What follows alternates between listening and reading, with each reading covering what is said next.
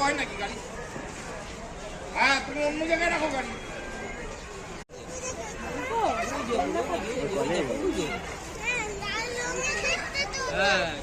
এদের কাছে কোনো কেউ আসবেও না, আমরা মেরে ফেলবে।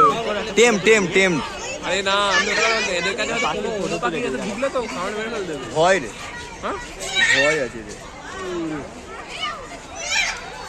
ও ডাকবে